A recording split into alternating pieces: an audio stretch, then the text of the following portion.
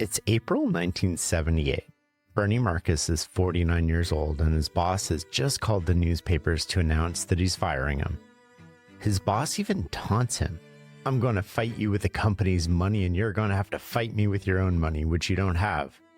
The worst part is, he's right. Bernie has nothing. Bernie calls his friend, devastated. Kenny, you told me I would get fired and it happened. And now he's trying to destroy my life. Ken's response? You've just been kicked in the ass with a golden horseshoe.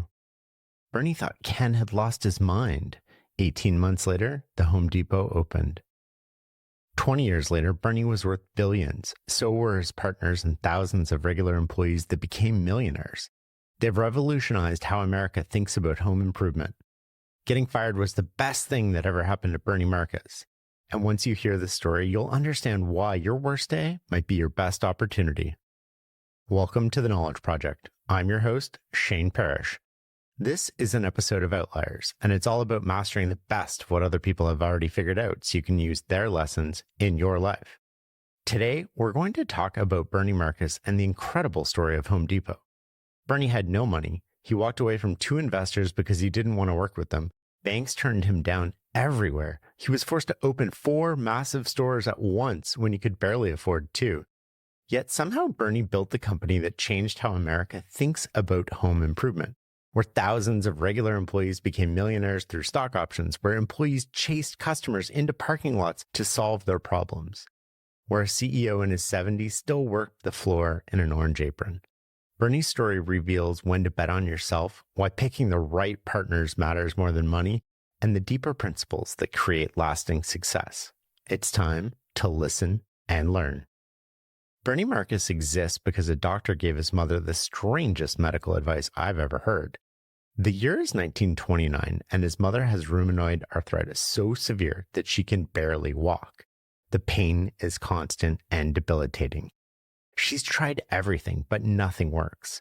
Then her doctor tells her something that sounds completely insane. Have another baby. Pregnancy, he claims, might cure her arthritis. So Bernie Marcus was conceived not out of desire, but out of desperation. His mother was using pregnancy as medicine. And here's the wild part. It actually worked. After Bernie was born, she could walk again. The arthritis didn't disappear. The pain stayed, but she got her mobility back.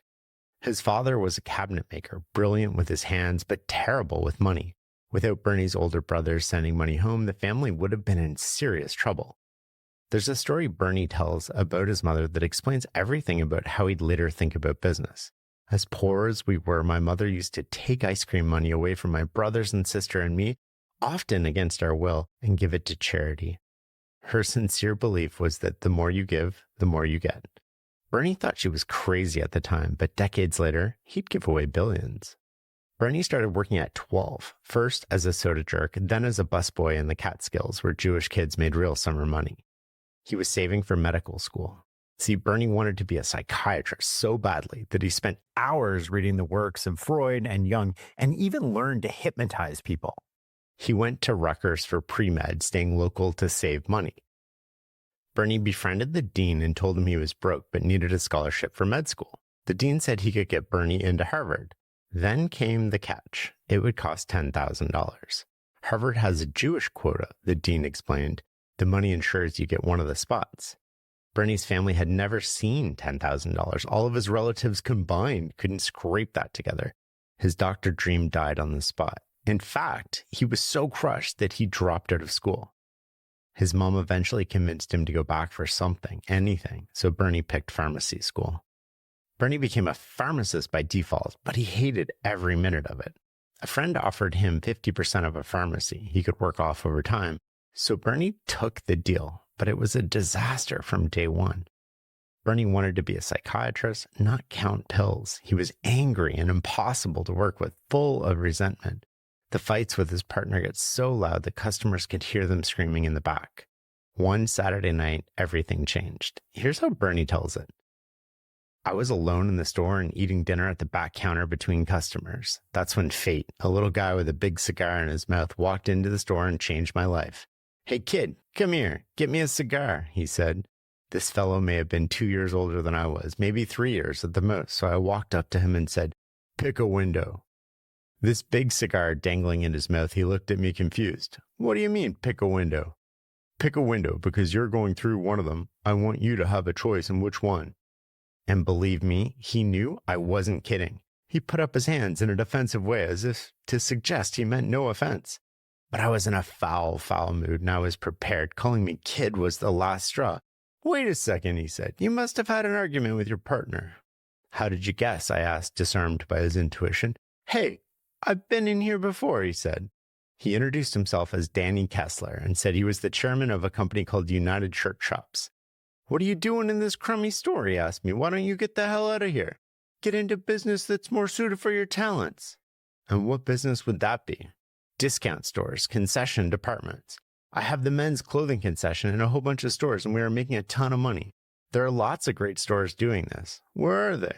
There's one not far from here, he said. Why don't you come visit me here tomorrow? So the next day, I did. Bernie had never seen a discount store before, and what he saw that day changed everything and the future of retail. Each department was run by different operators. The volume was incredible. The energy was electric. Customers were flowing through like rivers, buying everything in sight. But one store grabbed him completely, Two Guys, and it was based in New Jersey.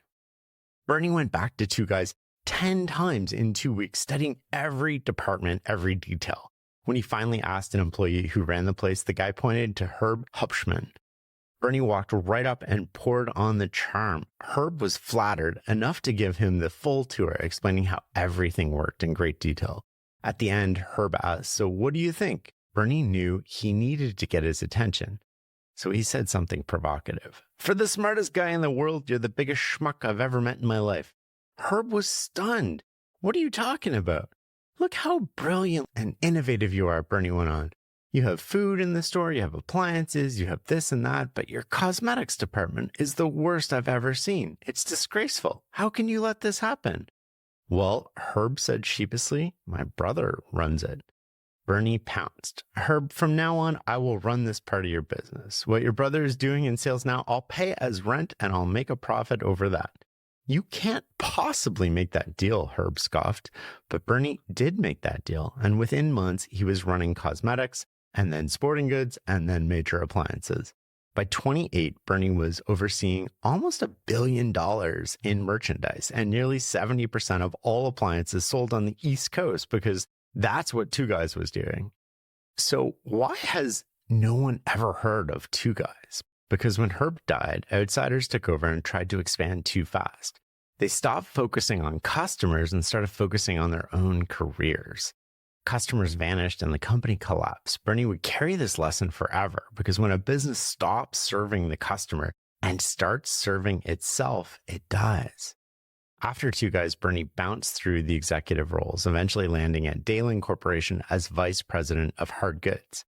He'd held big titles at major retailers and helped build great businesses, but he realized something crucial. He'd never made real money. The real money came from owning equity, and he'd never been given equity as part of his compensation, and he never bought equity with his compensation. At Dalen, he was given the reins of Handy Dan Home Improvement Centers, and that's where he met Arthur Blank. Arthur had joined Dalen when they acquired his family's pharmacy business, and Bernie met him at a corporate event. And when Arthur's division was sold off, Bernie called him immediately and said, "Come work with me at Handy Dan." Arthur would later describe their relationship as a pitcher and catcher in baseball. Bernie was the pitcher, the center of attention, and he was always throwing heat. Arthur, on the other hand, was the catcher. He was quietly calling the game and setting the pace. It worked because they shared the same values, but brought different strengths to the table. What neither knew yet was that this partnership would revolutionize how Americans shop, build, and think about home improvement. But first, they both had to get fired. Handy Dan had a weird ownership structure. Dalen owned 81% of it, and the public owned the other 19%. Companies did this in the 1970s, thinking that a small public stake would boost valuations for the parent company. For tax reasons, the private stake had to exceed 80%. And the strategy ended up backfiring because Handy Dan went public at $12 a share, and then it crashed to $3. But there was a bigger problem or opportunity, depending on how you look at it. A lawyer discovered that whoever controlled that 19% could effectively control the entire company. And let me explain. Because of fiduciary duty rules, the parent company, which controlled the 81% of the company, had to vote in the same proportion as the 19% that was owned by the public. So effectively, if you controlled the 19%, you controlled the company. And a man named Ken Langone had recently bought up nearly all of that 19%. Langone was an investment banker whose client owned a home improvement company. When asked who the best operators in the industry were, the answer was immediate: Handy Dan. Ken thought that was terrible news because he had mistakenly believed that Handy Dan was in bankruptcy. And if that was the fate of the best, they didn't have a shot. But he'd gotten it wrong. Dalen, the parent company, went into bankruptcy, not Handy Dan. Ken rushed back to check the financials. Not only was Handy Dan not bankrupt, it was a solid company doing very well, despite the woes of its parent company. Bernie and Arthur had grown it from 4 stores to nearly 80, each doing $3 million a year, the highest volumes in the industry. The company appeared to be earning $1.50 per share, but traded at just $3. That was cheap even in 1976 terms. Ken called Bernie immediately. "I think you have the greatest company I've ever seen in my whole life." When Bernie confirmed the earnings were real, Ken said he was buying every share he could find. "Mortgage your house if you have to," he said. Of the 475,000 public shares, Ken bought 400,000 of them. While Bernie liked and trusted Ken instantly, Dalen's CEO, Sanford Sigaloff, would have a very different relationship with him. When Bernie introduced Ken to Sigaloff, Ken's instinct was immediate. As they walked away, he told Bernie, "This is a real bad guy. This is a guy you can't trust and that would kill you in a second." Soon after, Ken discovered the fiduciary trick. The minority stake allowed him to control all of Handy Dan. So when he discovered this, he calls Sigaloff to discuss how they'd run the company together. "What do you mean, we?" Sigaloff erupts, and Ken explained the legal reality. Sigaloff went ballistic. He had no intention of letting anyone influence how he ran things. Ken said he hoped they wouldn't have to test it, but the problem went deeper than just control. Bernie and Sigaloff were opposites in every way that mattered too. Bernie believed businesses were built on relationships, and that's how he'd grown Two Guys and Handy Dan to $3 million per store, the highest in the industry. When he worked with their banker, Rip Fleming, Bernie told him everything: the good, the bad, the opportunities, the problems. It was total transparency. Fleming became Handy Dan's biggest supporter because of it. Sigaloff, however, was the complete opposite, and he was the CEO of the parent company, Dalen. He viewed partners, especially bankers, as idiots to manipulate. His philosophy was keep them in the dark and feed them crap like mushrooms. He'd intentionally drown them in meaningless charts and statements, so much paper that nobody could read it all. His goal was to confuse them into submission. Bernie refused to play that game. To him, you could make money honestly, or you could make money once. Therefore, when these two philosophies collided, something had to give. And Ken Langone was about to make sure it wasn't Bernie. Sigaloff wanted credit for turning around Dalen from bankruptcy, but the only division with real cash flow was Handy Dan. So he tried to buy out Ken, starting at $10, then $12, and then $14. Each time Sigaloff said no to Ken's price, he'd come back later to accept it, only to find that Ken had raised it again. Here's an excerpt from the book because you'd never believe how crazy Ken's negotiation went otherwise. So they're sitting in his office and the stock is selling for about $8 a share in the public market. "We know you're a box stand. You can't sell any stock. You have no liquidity. How about if we pay you $10 a share?" "No way," Ken said. "The price is $12. Forget it." Wanting to leave him swimming alone with his personal barracuda, which was the lawyer that was sitting in the room, Ken's lawyer, he left and he went to the men's room. So barely 2 minutes later, this guy follows him in and he says, "Okay, I agree, $12. "No, you don't understand," Ken told him. "You offered to buy it for 10. I said no. I offered to sell it to you for 12, and you said no. Now you're back wanting to buy it at 12.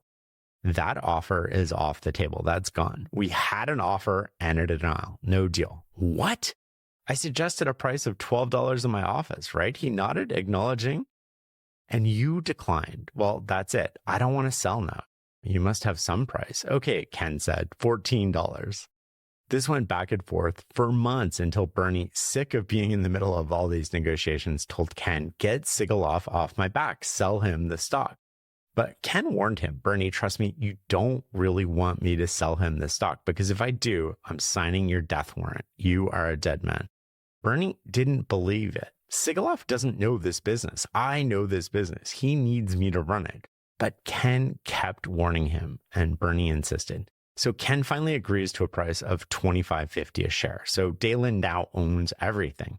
In the spring of 1978, Bernie and Arthur show up for a corporate planning meeting at Dalen headquarters, and Sigaloff lawyers and stenographers met them. Bernie thought it was a strange mix for a planning meeting, and they were fired on the spot. And Sigaloff had already called the papers so that the story would run the next morning. He voided Bernie's contract and even taunted him. The only problem for you is that I'm going to fight you with the company's money, and you're going to have to fight me with your own money, which you don't have. And Bernie had to admit that he was right. He had nothing. Bernie's first call after getting fired was to Ken. Ken, a terrible thing has happened. You told me I would get fired, and it happened. And he is trying to destroy my life. Ken's response surprised Bernie. This is the greatest news I have ever heard. Bernie was shocked. What's the matter with you, Kenny? Didn't you hear what I just said? No, you don't understand, Ken said. You've just been kicked in the ass with the golden horseshoe. This is the greatest opportunity. Now we can open up the story you talked about when we were in Houston. Bernie's mind slowly shifted. He remembered what he told Ken in Houston when they'd opened a Handy Dan store there. Ken asked why they needed so many stores in one city, and Bernie said something.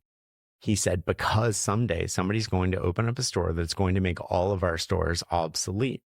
Bernie had already been imagining what would become the Home Depot. It was a massive store, unlike anything else seen in America. If Handy Dan has 15 stores in Houston, 3 of my new stores would make these obsolete. Ken reminded the now unemployed Bernie, Bernie, you have repeatedly told me how Handy Dan and this whole industry is vulnerable. Too many small chains, no national companies, and prices are too high. Do you still believe that? Bernie responded, yes. After his call with Ken, Bernie had to call one other person, Saul Price. And if you listen to our Saul Price episode, you've heard a little bit of this story. Bernie and Saul had been friends for years. Saul had recently found the Price Club after being ousted from FedMart by its new German owners. Sensing a kindred spirit, Bernie went to see him.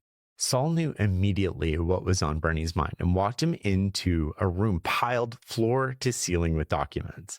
These are depositions, Saul explained. This is what I've spent the last 3 years of my life going through. Bernie was stunned. If he sued Handy Dan, this would be his future. Saul told him the lawsuit consumed everything, every thought, all of his energy, and that even if you won, you still lost. Only the attorneys made money. That's exactly what happened to Saul. He won his lawsuit, but gained nothing. Do you have money to pursue this? Saul asked. No, I really don't, Bernie replied. Are your attorneys at least representing you on a contingency basis? No, Bernie said. He was paying them $200 an hour regardless of what happened, back in the 70s too. Saul laid it out. Bernie, when I sold my company, I went right out and started the Price Club. I had the money, so we were able to do that and sue these bastards. You don't have the money to waste. Then Saul asked the real question. Bernie, do you think you're talented? Yes, I think I am. Do you think you have the ability to build something, to create something? Do you feel good about yourself? Yes, I do. Then why don't you just tell Sigaloff to go F himself and get on with your life? Pay your lawyers what you owe them, walk away from it. Bernie drove back to LA. By the time he got home, he knew what he had to do. If you're a founder, you know naming your startup takes forever. You finally land on the perfect name only to find out that Peter from Delaware got to the .com first. So you're stuck with 2 bad options. Pay up and fund Peter's retirement, or tack on random words until your domain looks like a Wi-Fi password.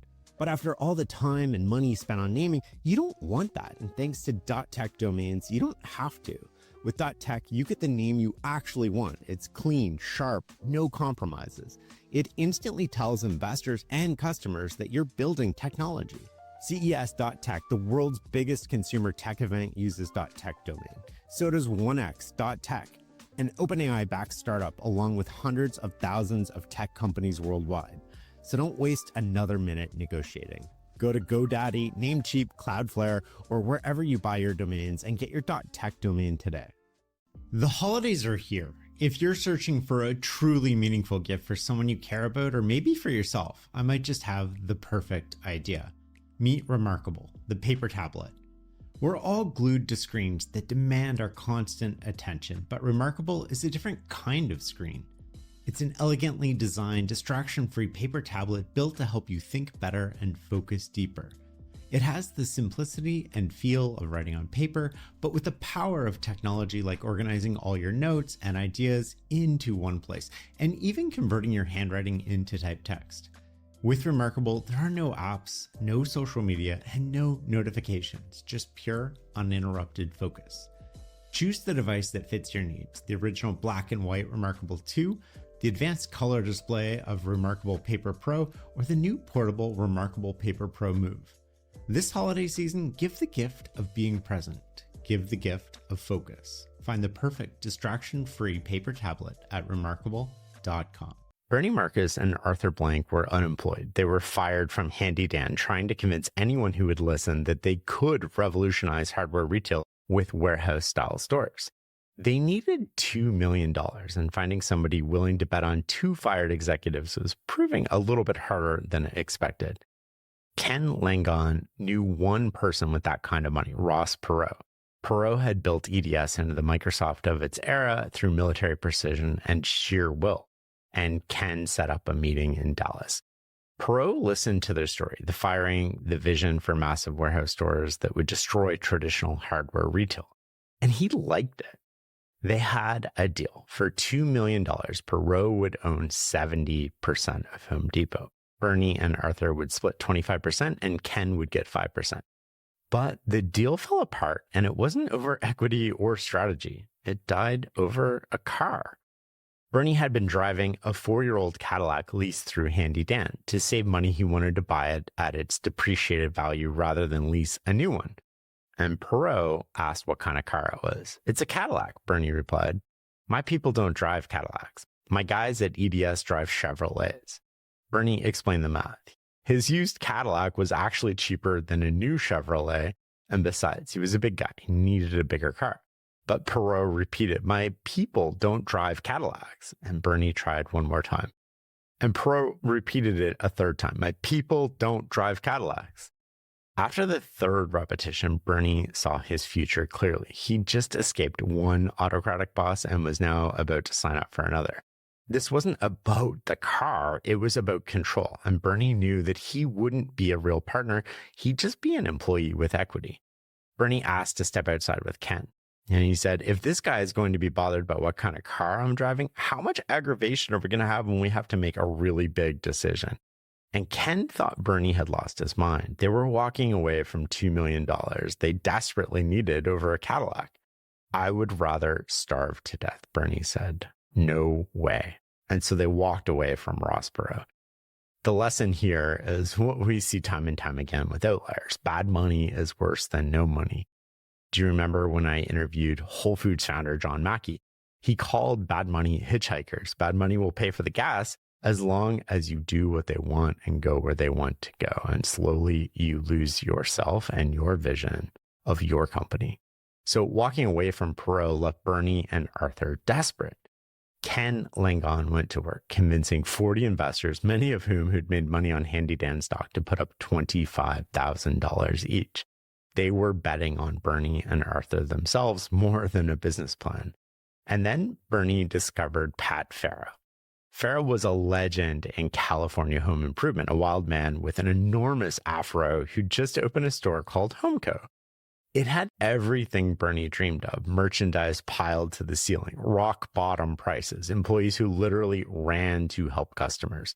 When Pat quit National Lumber to start HomeCo, 5 managers and 50 employees followed him. That's how much loyalty this guy inspired.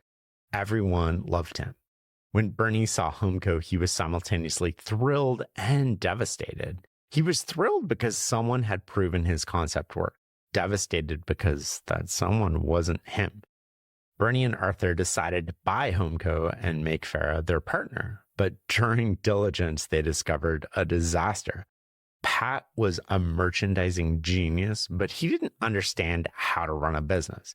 His gross margins weren't the 44% industry standard, they were 12%.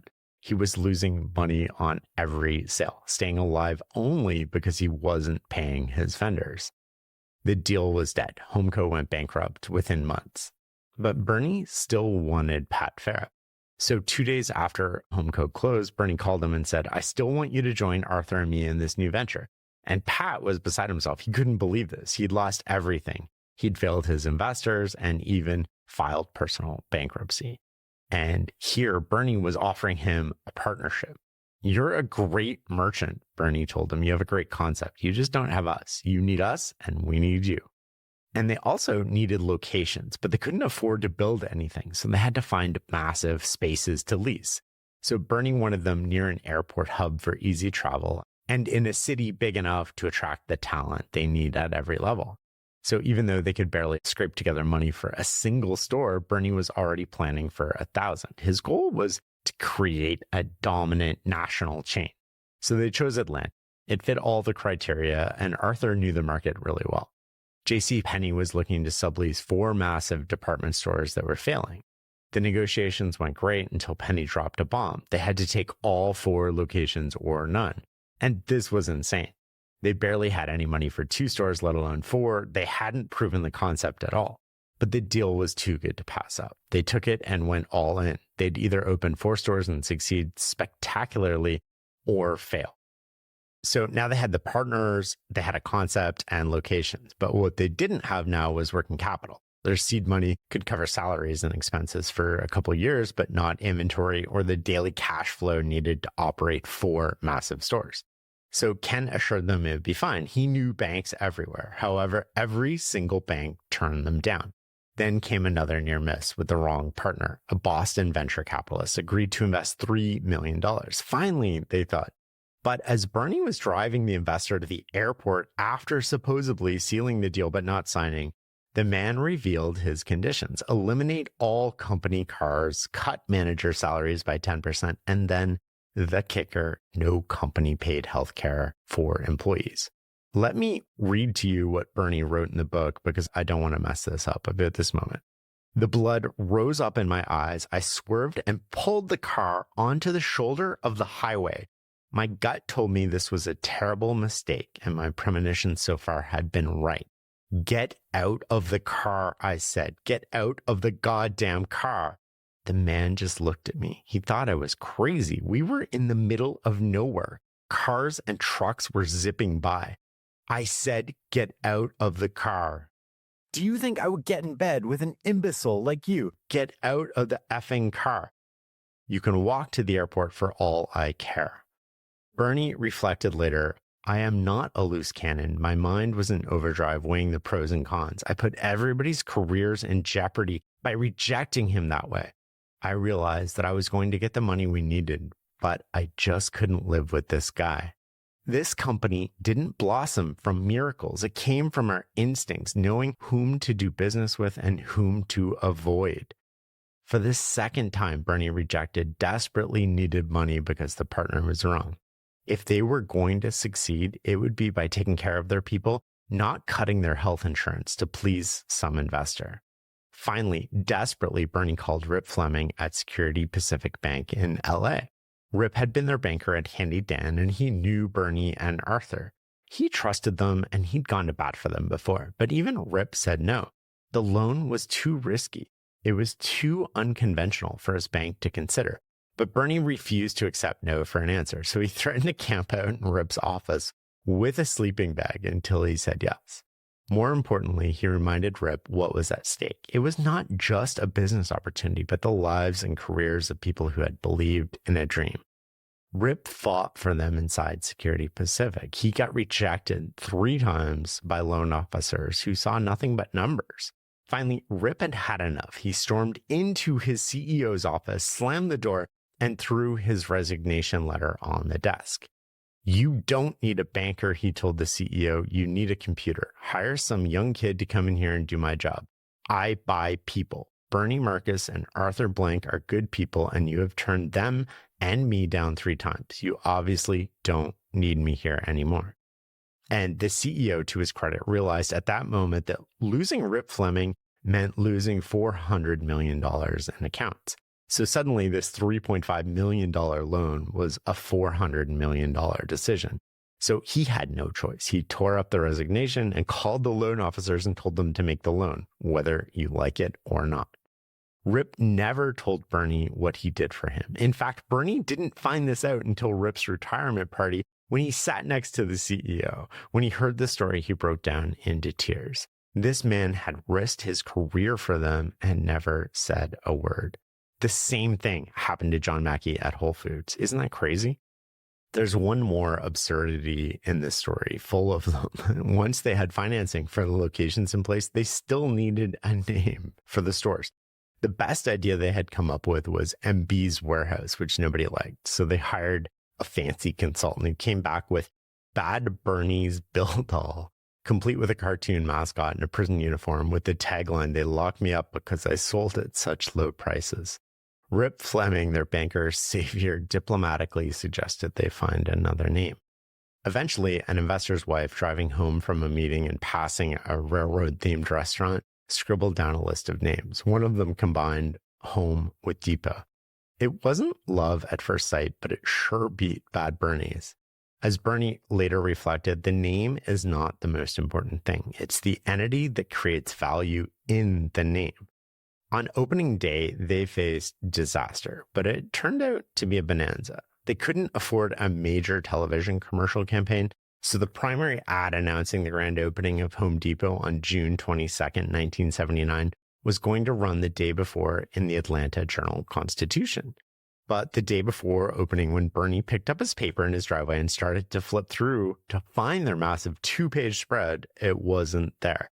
So Bernie called the editor. His voice was breaking. "You just killed us. You killed us. We're trying to get this company off the ground, and you single-handedly put us out of business." The editor was contrite. He felt truly awful about the mistake, but that didn't help them on their opening weekend. They were broke. Their entire ad budget had gone to that opening spread. They had no margin for error. Opening day without advertising was like throwing a party without telling anyone. As part of their opening day strategy, they sent their kids and wives into the parking lot of all 4 stores and onto the street to hand out 700 $1 bills to try to lure customers in. But things were so bad without the newspaper ad, they literally couldn't give the dollar bills away. The ad finally ran on opening day itself, and the newspaper was mortified by their error. They gave Home Depot the back page of their news sections for weeks. It was prime real estate they never could have afforded. So out of something bad came something really good. But that wasn't the only crisis on opening day. Pat Farah called Bernie before sunrise on opening day. "We have another disaster on our hands. You're going to go crazy when you see it. Meet me right away." Pat arrived early for the employee rally and found the store sparkling clean. The concrete floors had been waxed until they gleamed. "What the hell happened?" Pat demanded of the store managers. "Who screwed up the store?" 2 managers stood there beaming with pride. They brought in cleaning crews overnight as a surprise, wanting everything perfect for the grand opening. "You are out of your mind," Pat screamed. "Get the forklifts. Get the pallet jacks." Bernie, Pat, and anyone they could grab spent the remaining time before opening racing forklifts around the store, deliberately skidding around corners, scuffing and scratching those beautiful floors to make them look like a working warehouse again. The Home Depot wasn't supposed to be a supermarket or a department store. These were action places. The idea was for them to look shopped. It's why they didn't at first put in a rear entrance for lumber buyers. It's why they had all contractors and professionals go to the front registers right beside the do-it-yourself customers. That created action. We wanted the big stuff going out the front and loaded in the parking lots so that everyone saw it. On top of that, the do-it-yourselfers saw that the contractor buying 2 units of sheetrock paid the same price as they did. There was no secret backdoor discount for contractors. We were priced right for everyone, not just a select group. Another important concept for us inside the store was that the merchandise not be constantly fronted. We didn't want products pushed to the front edge of the shelves. If everything is perfectly lined up, that tells you it's not selling. There's no action. Besides, it takes too much energy to maintain the facade of fronting everything. We front the products once, but never again. That way we can see what is selling and our customers feel like there's action in the aisles. Facing the product is another practice we don't believe in. Sears and True Value face their product, meaning they pay employees to go through the store and turn the labels out facing customers.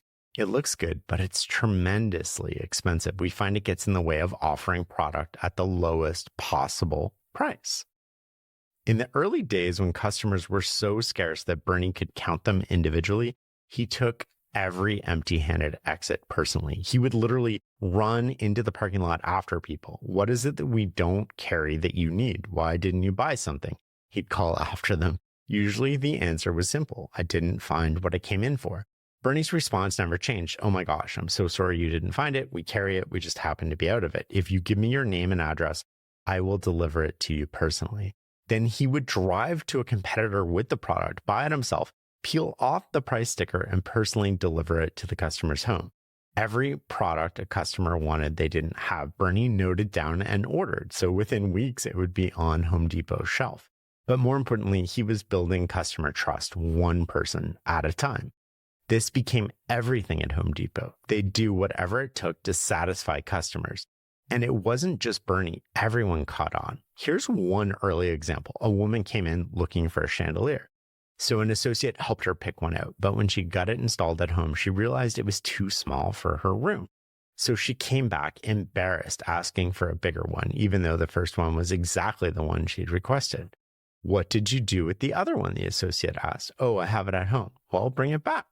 I don't know how to take it down without being electrocuted, she said. The associate didn't hesitate. Tell me where you live. On my way home, I will put the new one up for you, take the old one down, and we'll give you an adjustment. 6 months later, that same woman remodeled all 200 rental units she owned. Every single thing, toilets, sinks, bathtubs, carpeting, chandeliers, she bought from Home Depot. So this $75 chandelier exchange turned into hundreds of thousands of dollars. And here's another early example. The lighting department head who had 40 regular customers all wanting the same new Black & Decker snake light. But his store was sold out, so he called every other Home Depot in the district asking if he could get some of their inventory. Every one of them said no. Despite having inventory, they said they needed what they had.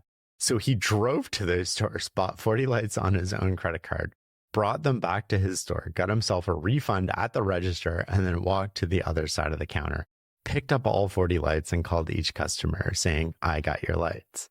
The lesson here is pretty clear. Customer service isn't a department, it's a philosophy.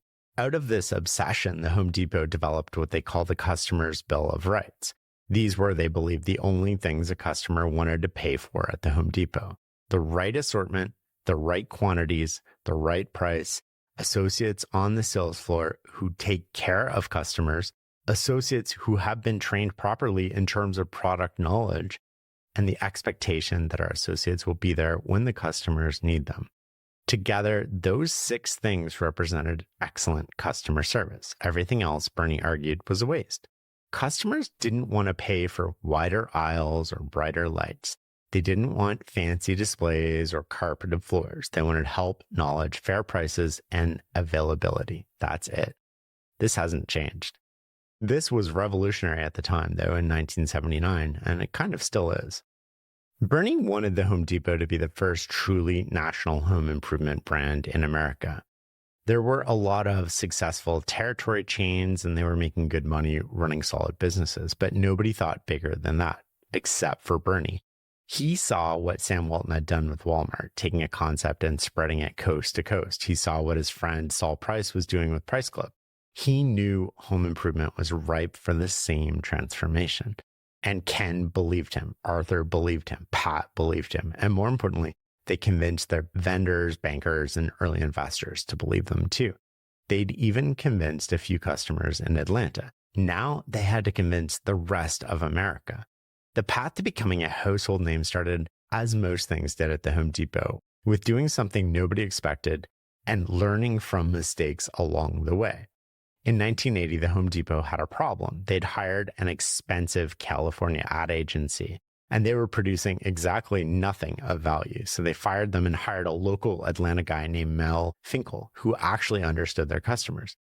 And Finkel had an idea. You ought to have Ludlow Porch do some commercials. Porch was a local radio personality in Atlanta. All right, Bernie told Finkel, let's try him. 2 days later, Finkel played them the first Ludlow Porch commercial. Folks, I've just been down to a new place on Highway 41, the Home Depot. I walked around there and they had this and that. I tell you, if these stores were any bigger, we'd be paying Alabama sales tax. Better bring a sandwich too, because you're going to be walking around a while. They loved every second of it. How much does he want for these commercials? Bernie asked. $150, Finkel said. $150,000? Bernie was aghast. No way. They aren't that good. No, Bernie, Finkel said. $150. Someone else said, well, then they can't be any good. And then Pat Farrell laughed and he said, hey guys, what's the price that makes them good? Porch never spoke to Home Depot management, and Bernie never knew what he would say next, but he trusted him to say it right. His voice became synonymous with the Home Depot in Atlanta. To expand beyond Atlanta, however, they needed someone with a broader appeal than a regional radio guy. And they found him in their old nemesis, Handy Dan. Al Carroll, the super handyman, had become Handy Dan's spokesperson after Bernie and Arthur were fired. He was nationally known for his newspaper and radio features, but he never heard of the Home Depot and turned Bernie down flat. But in what's becoming a pattern now, Bernie was not taking no for an answer. Look, Bernie tried again. I know you're coming to Atlanta for a home show. Let me at least pick you up at your hotel and take you over to one of the Home Depot stores. If you don't think it's the greatest thing in business, I will never bother you again. Hoping to get Bernie off his back, Carroll agreed. On the drive, Bernie painted a picture so unbelievable that Carroll wondered what he'd gotten himself into. But the store was every bit as massive and overstocked as Bernie described. What really struck Carroll was how Bernie knew every single associate by name, and they all knew him. Several times, Bernie got distracted while they were walking around asking about this one's kids or that one's wife or a recent operation. That store visit changed everything. Carroll became the Home Depot's spokesperson for the next 8 years. His unexpected stock options made him incredibly wealthy. Home Depot was addicted to sales like a drug, though. Sales rose and fell with the publication of their bi-weekly catalog. Customers would wait to see what was on sale, then flood the stores. Sales would spike for a day or two and then dribble down until the next catalog. This was in the days before UPC codes and computerized barcoding, when every item had to be manually priced and stickered. When products went on sale in our catalog, it meant bleary-eyed associates red-tagged the items the night before. And when the sale was over, if anything was left, they had to remove those red stickers and reprice the items by hand. It was a labor-intensive and error-prone process. It was exhausting, inefficient, and all for a brief 25% bump in sales. Everyday low pricing at the Home Depot originated with Saul Price and Sam Walton. Wherever Walton traveled, he would visit a Home Depot. When Bernie visited Walmart's headquarters to learn about their employee stock option plan, Walton had something else on his mind. Why do you continue to run sales? Walton asks. Don't you run out of merchandise? Yeah, Bernie said, we run out of merchandise all the time. In fact, we have to hold back stuff in the back room because otherwise people will buy all the merchandise before our sale catalogs hit. Why don't you go to everyday low prices like we have? Walton and his partner David Glass explained how it worked on every level, concluding that if you take everyday low prices as a marketing philosophy and you list the pros and cons, you would never do anything other than everyday low prices. People who come out of a different background resist it. Manufacturers could plan production, stores stayed in stock, employees weren't constantly repricing. Customers trusted that they were getting good deals on any day of the week. Bernie saw the logic immediately, but selling it internally was brutal. Merchants loved the sale. They lived for the excitement of creating new promotions to lure customers. But Bernie understood something deeper. Sales were actually a weakness. Everyday low prices meant more consistent sales overall, making it easier to stay in stock. Whatever the price we would previously have discounted an item, that's the price we should be selling it at all the time. The switch meant permanently marking everything down, which was a massive change to their P&L.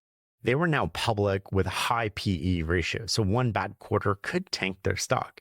But Bernie and Arthur pushed forward. There was a reason most retailers can't and didn't do it. They didn't have the fortitude or the vision to make it happen.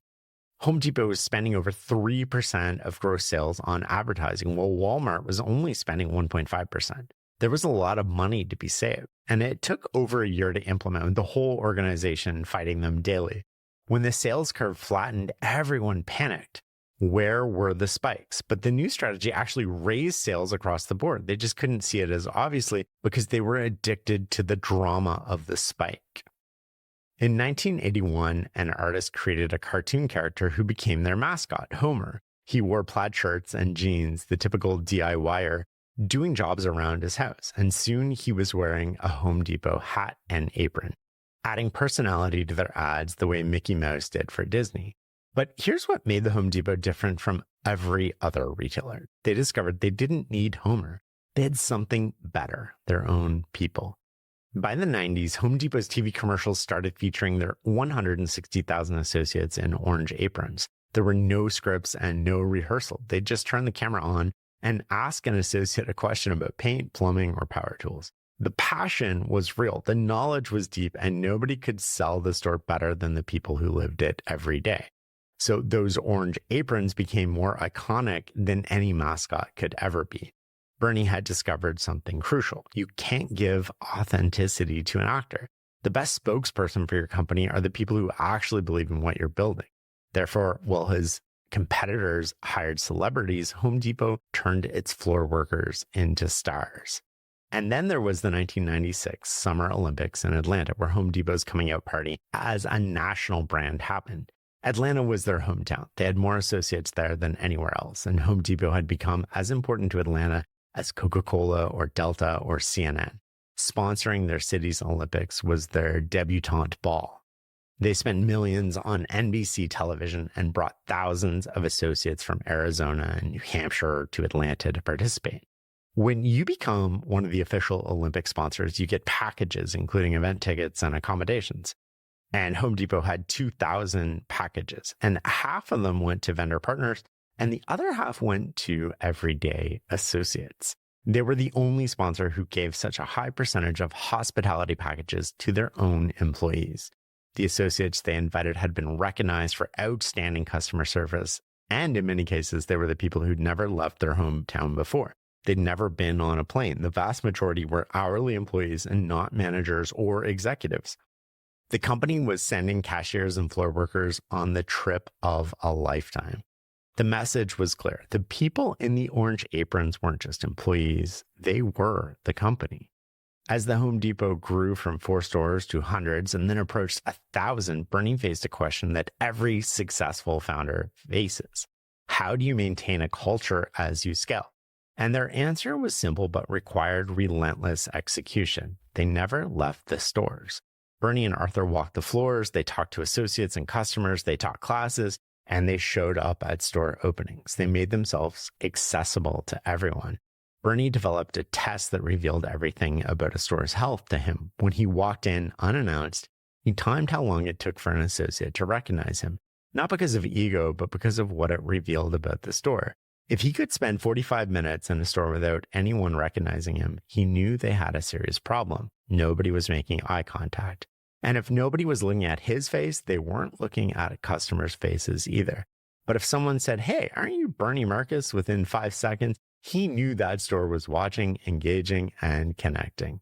Culture doesn't scale through memos or policies. It scales through human connection, repeated endlessly. And by the late 1990s, Home Depot had become more than just a home improvement retailer. When people considered taking on a home project, they thought of Home Depot first. The orange apron had become as recognizable as a Starbucks cup or Nike swoosh. And they'd done it without sacrificing their original values. Low prices, wide selection, and extraordinary customer service remained their North Star. Bernie proved that culture isn't what you say, it's what you repeatedly do. And what he did was show up over and over until showing up became the culture itself. When you need to build up your team to handle the growing chaos at work, use Indeed Sponsored Jobs. It gives your job post the boost it needs to be seen and helps reach people with the right skills, certifications, and more. Spend less time searching and more time actually interviewing candidates who check all your boxes. Listeners of this show will get a $75 sponsored job credit at Indeed.com/podcast. That's Indeed.com/podcast. Terms and conditions apply. Need a hiring hero? This is a job for Indeed sponsored jobs. By the mid-1990s, the Home Depot had become one of America's most admired companies. Bernie Marcus knew something most successful founders forget. The higher you climb, the more dangerous it becomes to surround yourself with people who only tell you what you want to hear. You need to find people who are going to speak the truth. I had one good ability, Bernie said, and that was to surround myself with people who were great. If I surrounded myself with people who were smarter than I was, they would make me look even better. But it wasn't just about hiring smart people. It was about creating an environment where disagreement was encouraged and even expected. We fought with one another on things. If you surround yourself with people who agree with you all day, you're going to be in deep, deep trouble. This philosophy extended throughout Home Depot. Store managers challenged corporate decisions. Associates solved problems on the spot, even if it meant bending the rules. The message was clear. Your job isn't to make executives comfortable, it's to make customers successful. In 1997, Bernie Marcus stepped down as the CEO after 19 years at the helm. Arthur Blank took over, with Bernie staying on as chairman. The company they'd built now had over 500 stores and $24 billion in annual sales. And Bernie never stopped walking the floor. Even in his 60s and 70s, Bernie would show up unannounced at stores across the country, put on an orange apron, and help customers. He'd still test how long it took for an associate to recognize him. In 2000, the board made a decision that nearly destroyed everything. They hired Robert Nadelli from General Electric to be their new CEO. Arthur Blank stepped aside. It was time, they thought, for professional management. Nardelli brought military discipline and efficiency. He wasn't interested in wearing orange aprons or walking the floor. He wanted numbers, not culture. Under his leadership, profit margins improved. They expanded past 1,000 stores. But something essential died. Customer service scores plummeted. Employee morale cratered. The orange-blooded culture evaporated. Associates who'd been there for decades started leaving. The stores became what they'd always fought against, just another big box retailer. The stock price, which had rocketed for 20 years, went flat. By 2007, even Nardelli's defenders couldn't ignore the damage. He resigned under pressure with a $210 million severance package that sparked public outrage. The board turned to Frank Blake, who did something remarkable. He called Bernie and Arthur and asked them to teach him how to rebuild what they created. Blake reinvested in training, empowered associates again, and brought back customer service over efficiency. Slowly, the orange blood began to flow again. The Nardelli years proved Bernie's point. Culture takes decades to build, and it can be destroyed in years. But if the foundation was real, you can resurrect it. Bernie became a billionaire many times over, and so too did Arthur and Ken. Pat, if you're wondering, he didn't quite reach the billionaire status, but he was pretty close.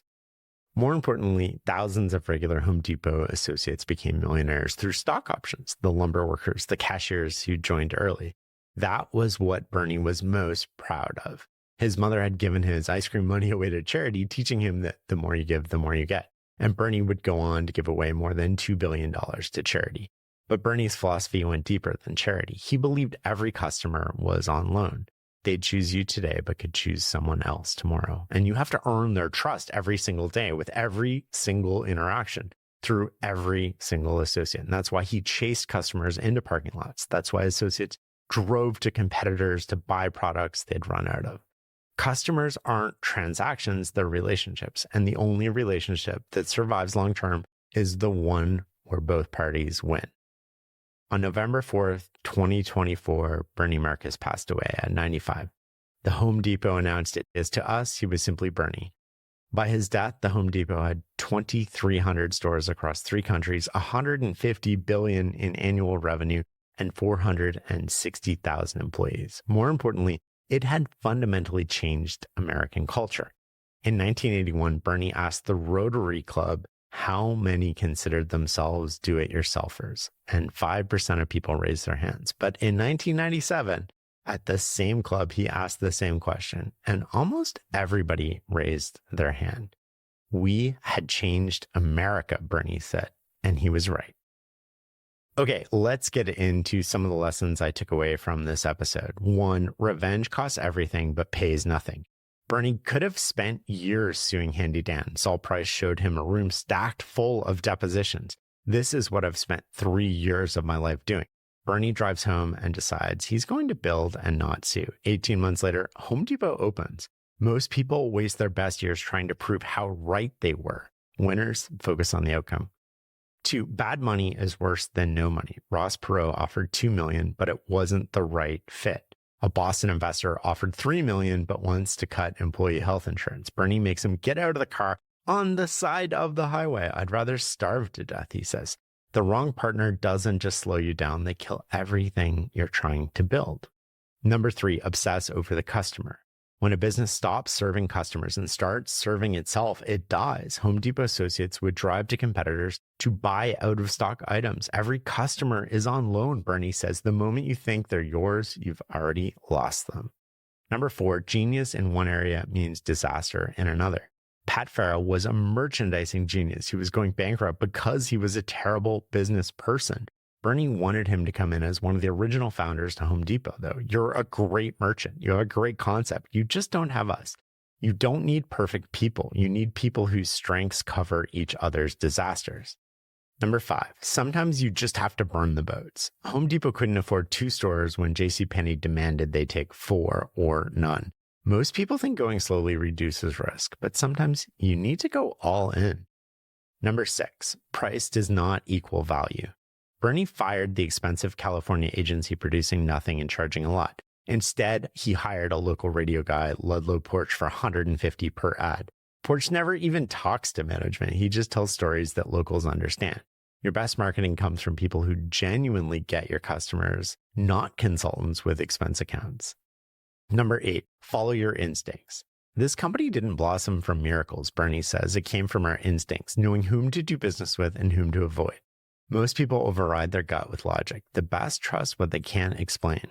9, go positive and go first. When you give customers exceptional customer service, they come back and bring friends. When you give communities support, they embrace your business. When you give associates respect and training, they become your best salespeople. 10, sweat the details. In the early days when customers left empty-handed, Bernie took it personally. He'd literally run after them in the parking lot, asking them why they didn't buy anything. Discovering it was because of a product they didn't carry, he'd drive to a competitor, buy the product himself, peel off the price sticker, and deliver it to the customer's home. Was this scalable? No. Was it profitable? Not in that single transaction. But Bernie learned what products they should carry and built a customer for life. 11, hire overqualified people. They never wanted to start low and outgrow their ability to cope. You have a responsibility to shareholders and to the other folks inside your company to have people in critical positions who have the horsepower to do the job. Hire people smarter than you. Why have I been successful in my whole life? Because I've always surrounded myself with people who are better than I am.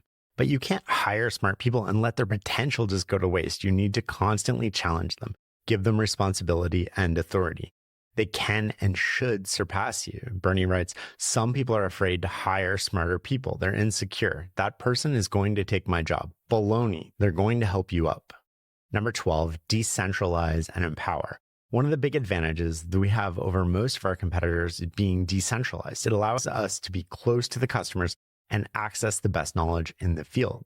That way, we can do not only what is right for the stores, but also respond to the marketplace and support the associates in the store. 13, the one-man show doesn't make it. Pat was the consummate merchant, and when he saw something wrong, he'd work around the clock to make it right. But he didn't understand that as the company got bigger, he had to become more of a teacher than a doer. Pat would rather do it himself and get the personal satisfaction of it being done than wait and get the satisfaction of training other people to do it. When you know how to do something and you don't share that knowledge, it's a waste. 14, you need to kill bureaucracy. I'm just going to read you an excerpt from Bernie here. If anything ever kills the personality of this company, it will be creeping bureaucracy. It is always there, unseen, and it's always trying to cover us like a fungus. Every bureaucrat who sends out a piece of paper to our stores that is not necessary is part of that. We fight the bureaucratic urge by giving our store managers the freedom, some might call it a very long leash, and the confidence in themselves that they would never have someplace else. At the same time, we are our own worst critic. Number 15, never stop. Bernie was a billionaire CEO. He still showed up at stores unannounced, put on an orange apron, and helped customers load lumber well into his 70s and 80s. Thank you for listening and learning with me. I'll see you next week.